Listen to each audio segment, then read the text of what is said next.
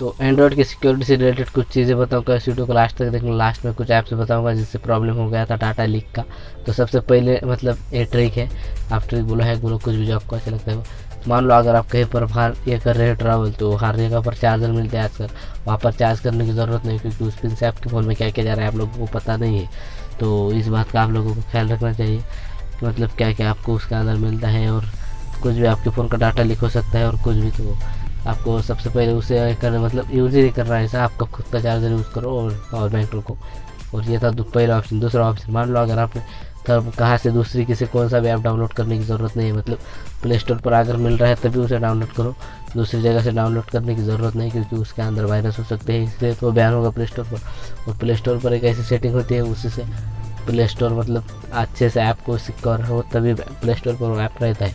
तो इस बात का आपको ध्यान रखना है सबसे पहले। हर मतलब आप ऐप्स आ रहे हैं बहुत का जिससे आप स्टेटस वगैरह कुछ भी डाउनलोड कर सकते हो, और उसके चक्कर में आप वो ऐप डाउनलोड कर लेते हो तो आपका काम हो जाता है। तो सबसे पहले, और पैटर्न की भी बात करूँ तो हर जगह पर फेस कैम पैटर्न लगाने की ज़रूरत नहीं है, क्योंकि उतना मतलब स्क्रीन पर जो रहता है ना फेस पैटर्न, उससे लगाने की ज़रूरत नहीं है, उतना ज़्यादा सिक्योर नहीं होता।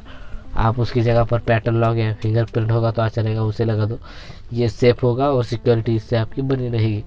और दूसरी, मान लो अगर आप कोई भी ऐप वगैरह यूज़ करते हो डाउनलोड करके, तो हर ऐप को परमिशन देने की ज़रूरत नहीं है। इससे क्या होगा कि बेसिकली आपके फ़ोन का वो डाटा एक्सेस कर लेगा और लीक कर देगा। तो अब मान लो अगर आपने किसी थर्ड पार्टी ऐप को डाटा दे दिया है तो उसे कैसे ठीक करें मैं ये बताऊंगा। मान लो आपने मैंने भी किया था, सब लोगों ने ऐप्स डाउनलोड करके परमिशन दे दी होगी, न्यू फ़ोन था तब, और अभी डाटा लीक होने की टेंशन होगी तभी ये वीडियो देख रहे हैं। तो क्या करना है, क्रोम में मतलब प्ले स्टोर में जाना है, सेटिंग पर ऑप्शन मिलेगा उसके ऊपर जाना है, प्राइवेसी एंड सिक्योरिटी में जाना है, सबसे ऊपर मतलब ऐसे ऊपर स्क्रॉल करना है, सबसे नीचे ऐप्स डाउनलोड एक्सेस डाटा ऐसे लिख के एक ऑप्शन होगा, उस पर क्लिक करो, सारे ऐप्स दिख जाएंगे, वहाँ से डिलीट कर दो।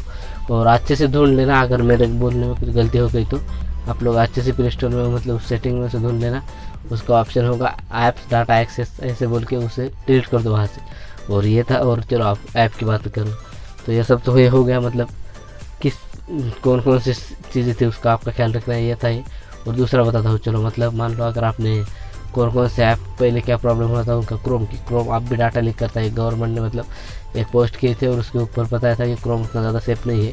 अगर आप क्रोम पर बहुत ज़्यादा मल्टीपल टैब ओपन करके रखते हो, मतलब न्यू टैब ओपन होने का ऑप्शन होता है ना, वो अगर आप यूज़ करते हो तो सबसे पहले उसे बंद कर दो, सब डिलीट करो।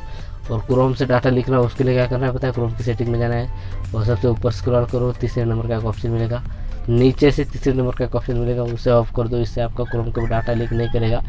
तो और दूसरा, ट्रू कॉलर का आ गए, मतलब पीछे बग हो चुका था, वो हर किसी को बैंक से यूपीआई से रिलेटेड मैसेज भेज रहा था, अभी उन्होंने वो ठीक किया है।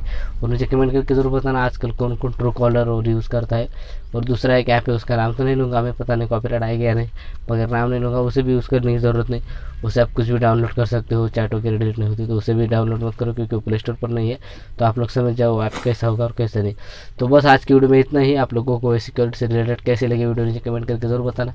मैं मिलता अगली वीडियो में, तब तक के लिए बाय बाय, सब्सक्राइब देख रहा होगा।